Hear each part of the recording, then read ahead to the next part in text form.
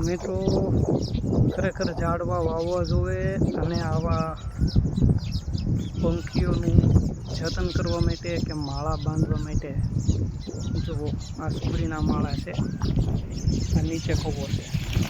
હંમેશાને માટે આ જે પંખી જે છે ને એ કવાના ઉપર જે ઝાડ હોય ને તો ત્યાં તે જે બધી માળા બનાવતા હોય છે. તો ખરેખર મિત્રો આવા કાંટાવાળા પણ ઝાડ વાવજો તો જ આવા પંખીનું જતન થઈ શકશે. જોઈ લો કેટલા બધા માળા છે. જરૂર વાવજો ભાઈઓ, ખરેખર તો જ આ સુગરી બચી શકશે. કેટલા પુષ્કળ માત્રામાં માળા છે એક જ ઝાડમાં. જય ધન્વંતરી, જય વૃક્ષનારાયણ. આભાર.